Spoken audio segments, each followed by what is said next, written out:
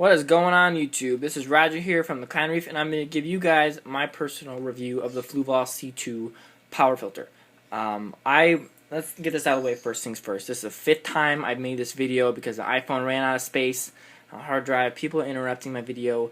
It's being very frustrating. So I'm going to try and keep this slow pace because I know the more you do something, the faster you want to do it. So I'm going to try to avoid that and give you guys a nice detailed review. Alright, Fluval C2, rated 10 to 30 gallons. I highly recommend it, but I'd give it like a 9.5 out of 10. I really would. It's a really great system. It's filtering my water. It's keeping it, SPS worthy. When you look at this, it's crystal clear. SPS are thriving. So 9.5 out of 10. One thing I don't like about it is it's really compact. So I can't add any kind of natural filtration like Ketomorpha or what's the other one called Para, or I can't add any rubble rock in there.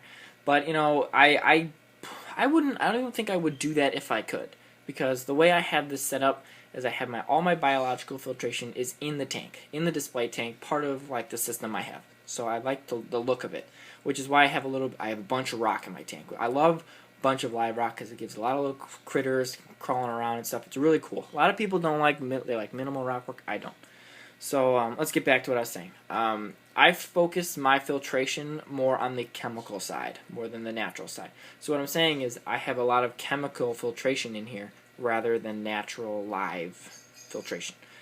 If you did want to go a more natural route, I suggest something like AquaClear 50 or AquaClear 110 or even a Penguin Marine Power Filter, the one with the bio wheel. Just pitch the bio wheel, chip off a couple of the impeller blades and set that on, and fill it with your whatever rubble rock and your Keto and put a little bulb in there and it'll be fine. And that works for systems this small, keeps the pH stable, everything like that. I didn't go that route because they're big, and I heard the AquaClear 110 will add a gallon of water to your tank. So could you imagine a big, going from here to like here on the back of this tank? It would just look, I might as well just get a big 20-gallon sump. So what I wanted to do is keep it minimal, keep it small, keep it really simple, but yet effective. So you got to balance your effectiveness with like your aesthetics. Like if I had a big sump like this, I mean, it would look really nice, but I would have a big sump. So I wanted to keep it minimal yet effective. So that route, I have 2 types of chemical filtration in here. One, I have polyfilter, which is in the back chamber here, which I'll get to in a second, and I have ChemiPure here. And what I do like about this filter is how much flow is actually being pushed through the entire thing.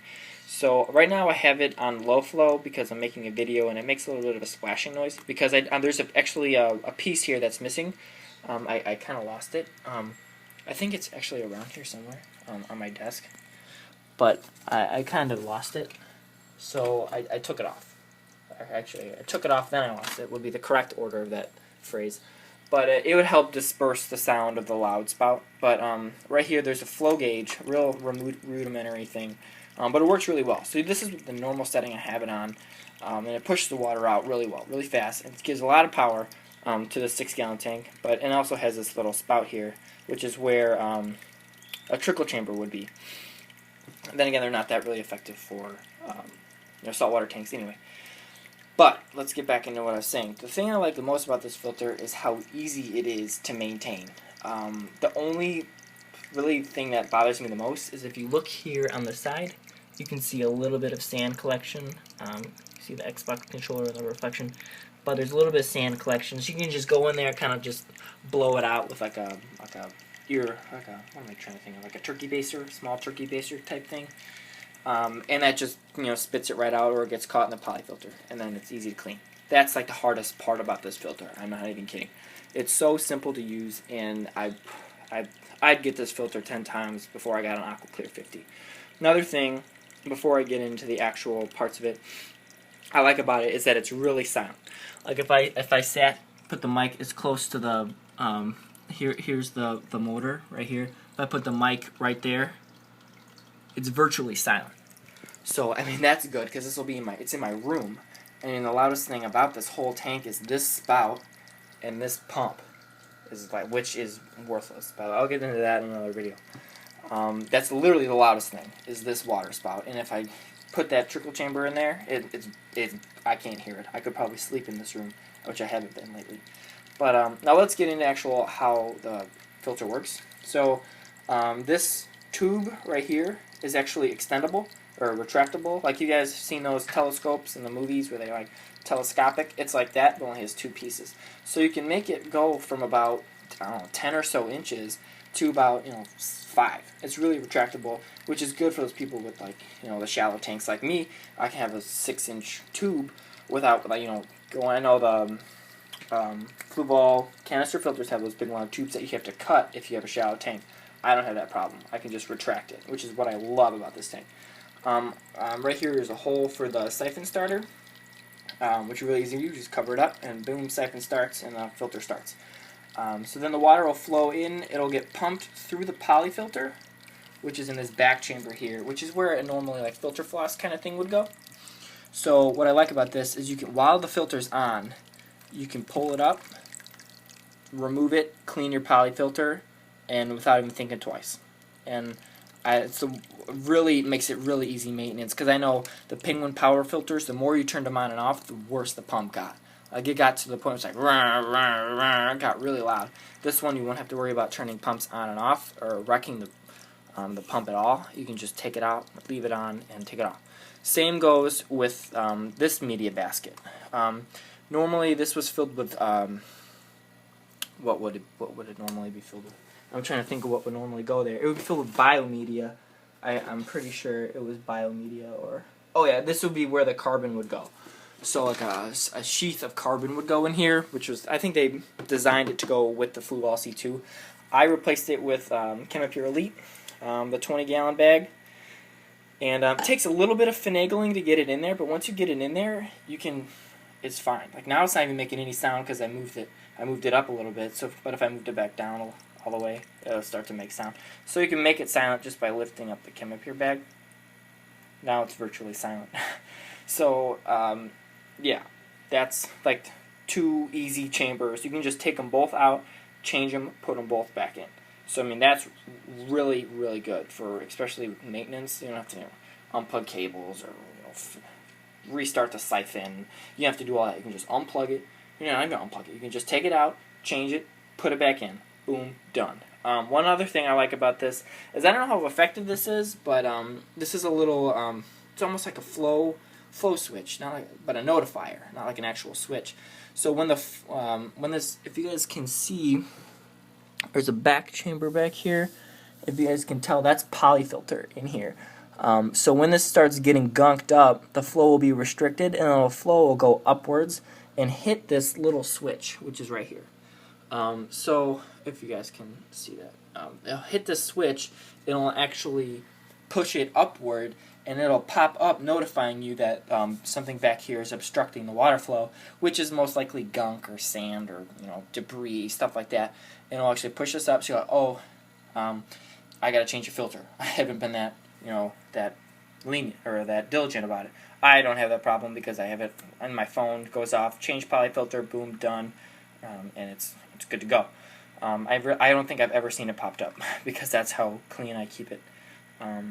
So yeah, it goes through the polyfilter, through the ChemiPure Elite, comes out the spillway, which is gives a really nice surface distribution. I have the water a little bit higher than normal. Usually it goes to the bottom of the line.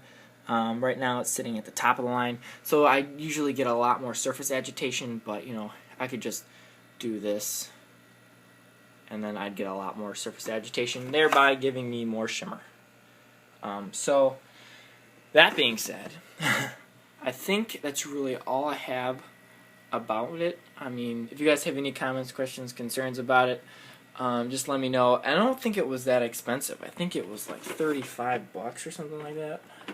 I don't remember what exactly the price was, but I got it pretty cheap.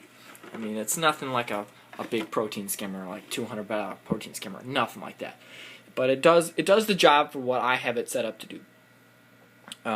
But yeah, I mean, I give it 9.5 out of 10. The only thing I don't like about it is that it's so compact. I would like to have a little bit more room to put more media in it. I would love to be able to fit Purigen in here, which is another, it's a ChemiPure, but focuses more on phosphates. I'd love to be able to fit that in here somewhere, and I think I might be able to if I cut my poly filter down and just slide it into the bottom of that media rack. So, I mean, there's a bunch of ways you can set this filter up, and I'm pretty, actually, if you got the bigger filters and just took out the media baskets, I'm pretty sure you can make it into a little, refugium. I'd go for the bigger models, though, but I don't know how.